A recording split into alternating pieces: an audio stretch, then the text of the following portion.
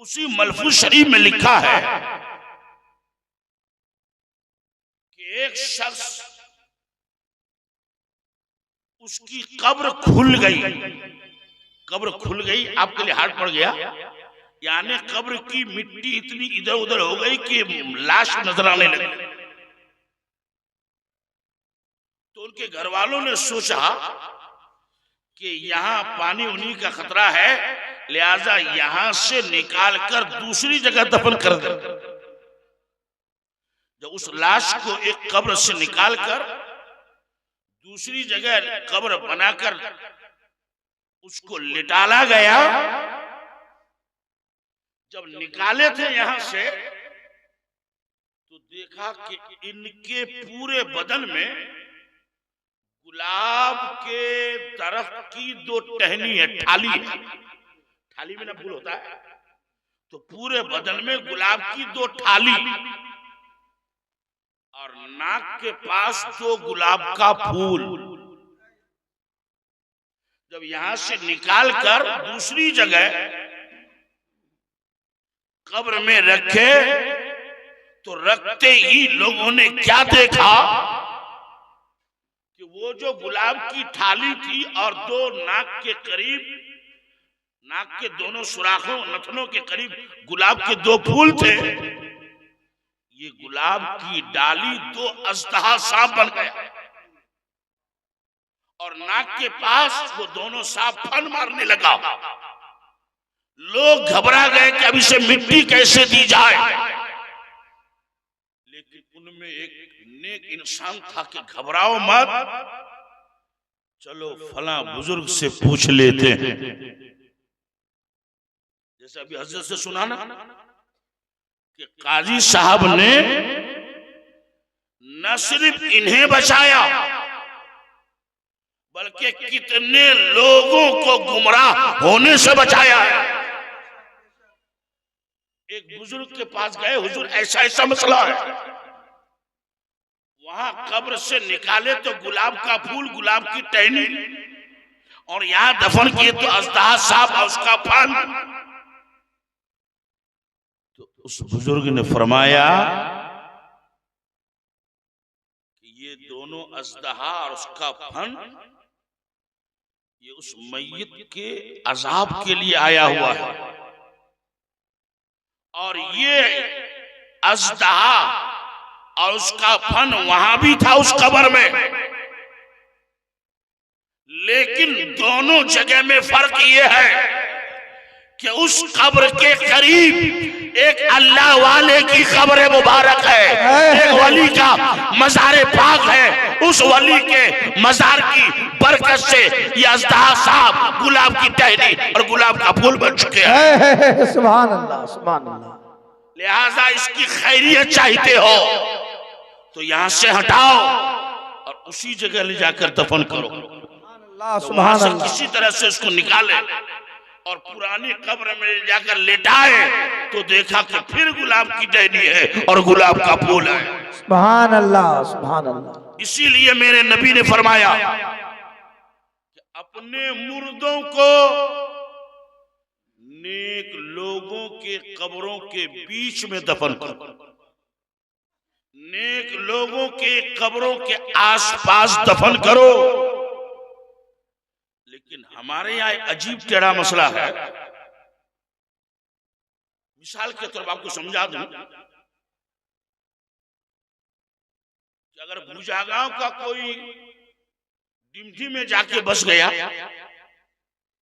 या डिमठी वाला कोई भूजागांव में बस गया तो आमतौर से लोग क्या करते हैं, मरने के बाद उसको यहाँ नहीं, जहां बोले बाप दादों का कब्रिस्तान है वहां ले जाके दफन करते हैं। हमारे ऐसा होता है सोनापुर इलाके में। इस बार मैंने सख्ती से मना किया कि बाप दादा के कब्र के पास दफन करने का शरीयत में कोई हुक्म नहीं है। हाँ, अगर हुक्म है तो ये कि नेक लोगों के पास दफन किया जाए, अल्लाह वालों के आसपास दफन किया जाए। अब यहीं पर ठहर कर एक बात अर्ज कर दूं कि एक नौजवान जो अरबी तो नहीं उर्दू पढ़ना जानता था। ये मामला यूपी का है। उसने ये पढ़ा कि अपने मुर्दों को नेक लोगों के आसपास, बुजुर्गों के आसपास, वलियों के आसपास दफन करो। तो उसके ज़हन में एक सवाल आया कि भाई अपनी कब्र में अपना हिसाब किताब मुझको खुद देना पड़ेगा। मेरा हिसाब किताब, मेरा सवाल जवाब कोई दूसरा आकर तो बताएगा नहीं। तो जब अपना हिसाब खुद देना है तो अगल बगल में वली का मजार हो या किसी साइकिल चोर का, फर्क क्या पड़ेगा? तो वो तो आके हमारे सवाल का जवाब नहीं देगा। तो जब अपना मामला अपने साथ है तो फिर इस हदीस का क्या मतलब? वो चले गए अल्लाह के वली हजरत फजलुर रहमान गंज मुरादाबादी रहमतुल्लाह अलैह की बारगाह।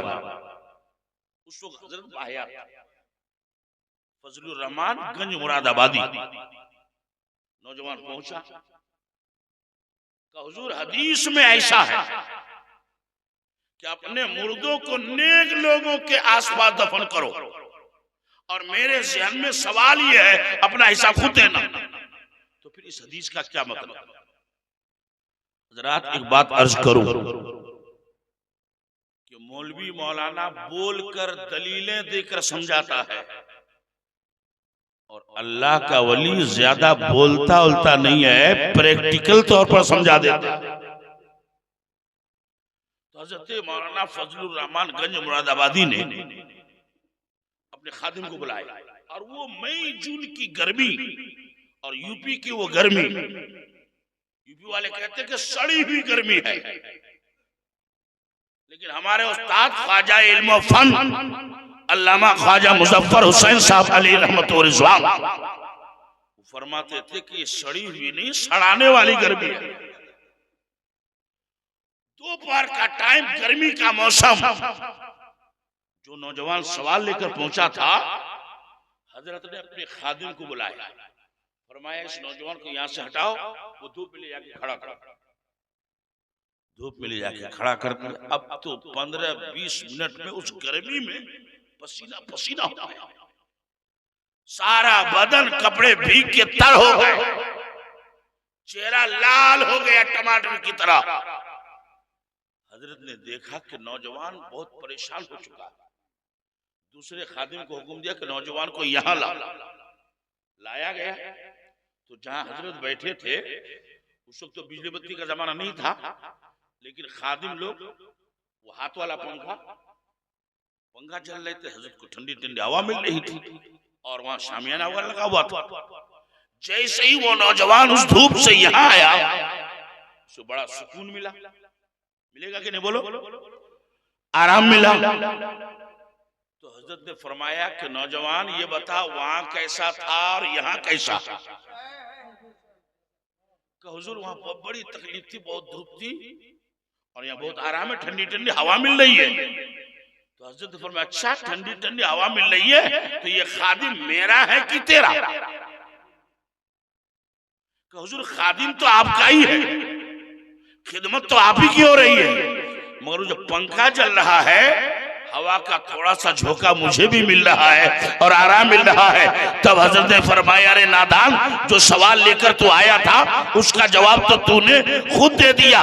खादिम मेरा, खिदमत मेरी, पंखा मेरे लिए, मगर मेरी वजह से तुझे भी फायदा मिल रहा है। इसलिए मेरे नबी ने फरमाया अपने मुर्दों को नेक लोगों के पास दफन करो, ताकि उनके मजार पे जन्नत की खिड़कियों से ठंडी ठंडी हवाएं मिलेंगी, उस हवा का झोंका तुम्हें भी मिल जाएगा।